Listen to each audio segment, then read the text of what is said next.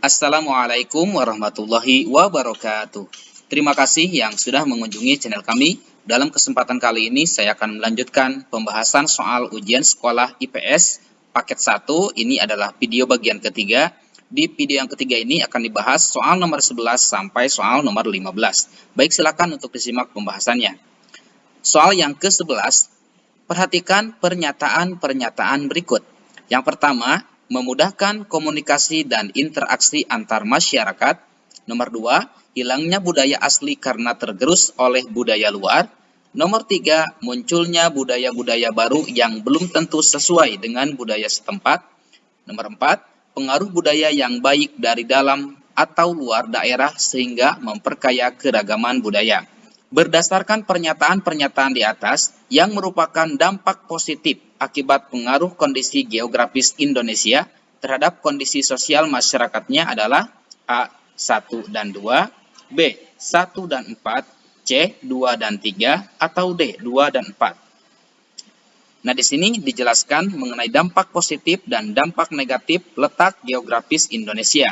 Dampak positif letak geografis Indonesia diantaranya adalah 1. Terjalinnya komunikasi yang baik antara warga Indonesia dengan warga asing. Yang kedua, adanya pertukaran dan percampuran budaya.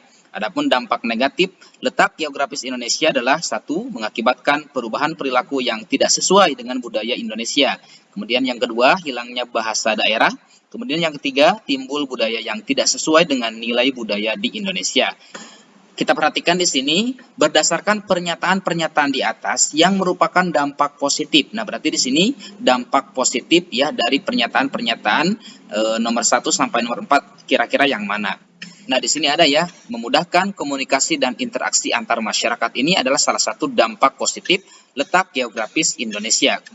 Nah, di sini di poin 4, pengaruh budaya yang baik dari dalam atau luar daerah sehingga memperkaya keragaman budaya. Di sini juga ada dampak positif letak geografis Indonesia, adanya pertukaran dan percampuran budaya. Jadi yang merupakan dampak positif akibat pengaruh kondisi geografis Indonesia itu adalah 1 dan 4. Jawabannya B. Selanjutnya soal yang ke-12. Perhatikan gambar di bawah ini. Bentuk interaksi manusia dengan lingkungan berdasarkan gambar di atas adalah A. Nelayan dengan ikan, B. Ikan dengan jala, C. Petani dengan laut, D. Ikan dengan laut. Nah, kira-kira mana jawaban yang tepat? Nah, di sini dijelaskan ya mengenai contoh interaksi manusia dengan lingkungan alamnya yang terjadi di sekitarmu. Yang pertama, seorang petani yang menanam padi di sawah. Itu terdapat interaksi ya, terdapat interaksi antara seorang petani, kemudian tanaman padi, tanah dan air di sawah. Kemudian yang kedua, seorang nelayan yang mencari ikan di laut. Ini terdapat interaksi antara seorang nelayan yang memanfaatkan angin untuk menuju laut dan mencari ikan. Kemudian yang ketiga, reboisasi. Terdapat interaksi dalam kegiatan reboisasi, yaitu antara manusia dengan pohon, tanah, dan air di lingkungan sekitar. Baik, di sini terdapat interaksi antara manusia dengan alam, yaitu seorang nelayan dengan ikan yang terdapat di laut. Selanjutnya soal yang ke-13. Perhatikan tabel di bawah ini. Nah, di sini terdapat kebudayaan ya. Yang pertama, pembuatan gerabah dengan gaya luar negeri. Kemudian yang kedua, pembuatan anyaman bambu. Yang ketiga, tidak mau menyaksikan pementasan wayang kulit. Yang keempat, pembuatan patung dan ukiran. Dari kebudayaan-kebudayaan di atas yang dapat mendukung pembangunan nasional Indonesia. Nah, kira-kira yang mana? A. 1 dan 2, B. 1 dan 3, C. 2 dan 3, atau D. 2 dan 4. Nah, di sini kita perhatikan pembuatan anyaman bambu ini. Nah, ini adalah salah satu kebudayaan yang perlu dilestarikan ya untuk mendukung pembangunan nasional Indonesia. Kemudian pembuatan patung dan ukiran. Ini juga salah satu kebudayaan asli Indonesia yang perlu dilestarikan untuk mendukung pembangunan nasional Indonesia. Nah, berarti jawaban yang tepat untuk soal yang ke-13 ini adalah 2 dan 4 ya. Jawabannya adalah D. Selanjutnya soal yang ke-14.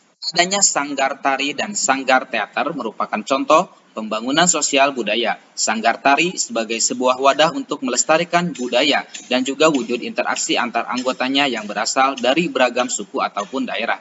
Ilustrasi di atas merupakan bentuk pembangunan sosial budaya di bidang apa? A. Kesenian, B. Kesehatan, C. Pertanian, atau D. Pendidikan.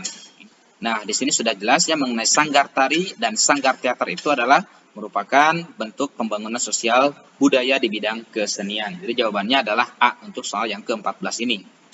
Selanjutnya, soal yang ke-15. Perhatikan jenis-jenis usaha berikut. Yang pertama, bengkel, ya, kemudian yang kedua salon, yang ketiga tukang cukur, kemudian yang keempat tukang pijit. Jenis usaha di atas merupakan usaha di bidang apa? A. Perdagangan, B. Pertanian, C. Jasa, atau D. Industri. Nah, ini sudah jelas ya mengenai bengkel, salon, tukang cukur, tukang pijit. Ini adalah jenis usaha di bidang jasa. Nah, itulah mengenai pembahasan soal ujian sekolah muatan pelajaran IPS ya pada video yang ketiga. Mudah-mudahan video ini sangat bermanfaat. Insya Allah nanti akan dilanjutkan pada video berikutnya. Sekian, Assalamualaikum warahmatullahi wabarakatuh.